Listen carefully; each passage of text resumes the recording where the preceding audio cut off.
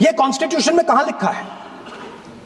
ये कॉन्स्टिट्यूशन में कहां लिखा है कि जो बलात्कार करते हैं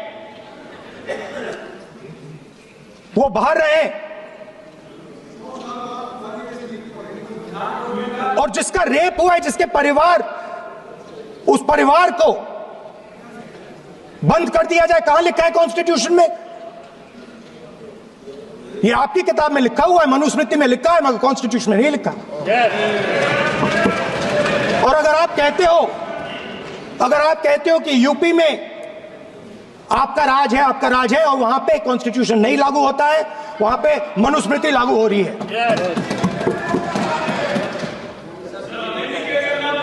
परिवार ने मुझे कहा करके ये वक्तव्य दिया, कोई बलात्कार का मुद्दा चल रहा था, वहां पे चर्चा हो रही होगी, तो बलात्कारी बाहर घूम रहे हैं और जिसके ऊपर बलात्कार हुआ है वो बेटिया घर के अंदर बंद रहने के लिए मजबूर है, ये वो कह रहे थे।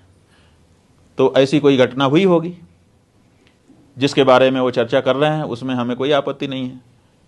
अगर जो पीड़िता है उसकी पीड़ा को समझ करके वो संसद में उठा रहे थे तो ये तो कितनी अच्छी बात है, ये तो उठाना ही चाहिए। किसी भी पीड़ित या पीड़िता के बारे में संवेदनशील कोई भी व्यक्ति होगा तो संसद में प्रश्न उठाएगा, इसमें हमें कोई आपत्ति नहीं थी। लेकिन उस पीड़ा को व्यक्त करते हुए उन्होंने क्या किया, और आगे बढ़े, और आगे बढ़ करके उन्होंने कहा कि हमारे संविधान में यह नहीं लिखा है। बलात्कारी को संरक्षण देना, माने हम शब्द हो सकता है आगे पीछे हो, जो भाव है वही कि बलात्कारी को संरक्षण देना हमारे संविधान में नहीं लिखा है। और फिर उन्होंने उंगली दिखा करके कहा अपने सामने वाले पक्ष को, माने सत्ता पक्ष को, क्योंकि वो तो विपक्ष के नेता है, उंगली दिखा करके कहा, वीडियो है उपलब्ध है, कि तुम्हारी किताब में लिखा है। अब सवाल ये है कि वो कह रहे हैं कि संविधान में नहीं लिखा है ये, और फिर कह रहे हैं तुम्हारी किताब में लिखा है। अब प्रश्न हो गया कि वो तुम्हारी किताब कौन सी है? सत्ता पक्ष के ऊपर उंगली दिखा करके वो कह रहे थे कि तुम्हारी किताब में लिखा है। हम लोग सोचने लगे इतना सुन करके कि उनकी कौन सी किताब है जिसमें बलात्कार को संरक्षण लिखा है, लेकिन ज़्यादा देर तक हमको सोचने का अवसर नहीं मिला, क्योंकि उन्होंने खुद साफ कर दिया अगले वाक्य में, फिर उंगली दिखा करके उन्होंने कहा मनुस्मृति में लिखा है। अब सवाल यह है कि मनुस्मृति हम हिंदुओं का धर्म ग्रंथ है, हम मानते हैं और पूरा विश्व मानता है कि इस संसार में सबसे पहला संविधान अगर कोई बना तो वो मनुस्मृति बनी। तो मनुस्मृति तो सबसे पुराना विश्व का संविधान है, और उस संविधान से प्रेरणा लेकर के जाने कितने संविधान रचे गए हैं, और हम तो आज भी उसके अनुसार अपना जीवन चलाते हैं।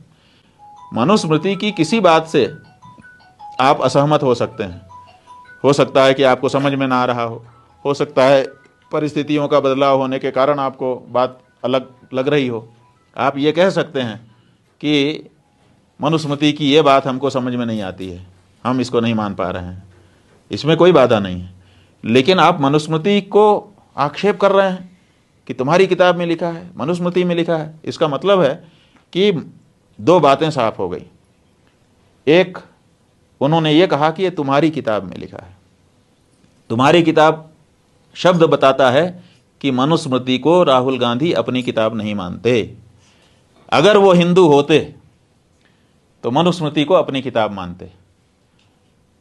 जो भी हिंदू हैं वो मनुस्मृति को अपनी किताब मानते हैं।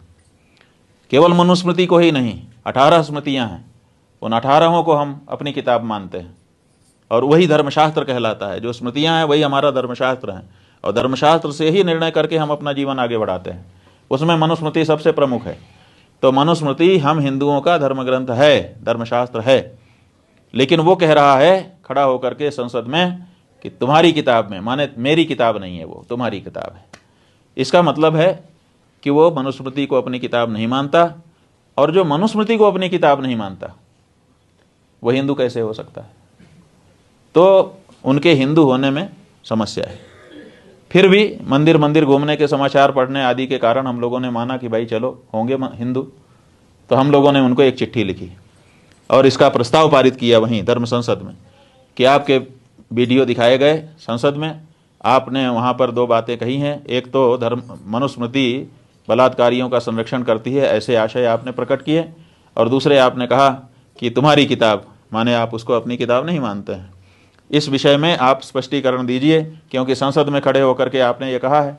अगर बाहर भी कहते तो एक बार हम लोग कमज़ोर मानते उनके कथन को, लेकिन संसद में तो रिकॉर्ड हो जाता है। तो ऐसी परिस्थिति में उनको पत्र लिखा गया कि इस विषय में 1 महीने में अपनी जो बात है उसको स्पष्ट करिए, नहीं तो आपको हिंदू धर्म से बहिष्कृत घोषित किया जाएगा। लेकिन 1 महीना बीत जाने पर भी उनकी तरफ से कोई जवाब नहीं आया। फिर हम लोगों ने रिमाइंडर भेजा कि आपको 1 महीने पहले, हम दोबारा भेज रहे हैं, लेकिन उसका भी जवाब उनकी तरफ से नहीं आया है। और अब लगभग 3 महीने होने आए हैं। तो आज भगवान शंकराचार्य जी की पावन जयंती के अवसर पर जब हम लोग सनातन धर्म को पुनः भारत देश में सुस्थापित करने के लिए संकल्प ले रहे हैं, तो हम समझते हैं कि इस बारे में भी स्पष्टता कर दी जानी चाहिए। इसलिए ये घोषणा करते हैं कि राहुल गांधी को उनके संसद में दिए गए मनुस्मृति विरोधी वक्तव्य के कारण हिंदू धर्म से बहिष्कृत घोषित किया जाता है।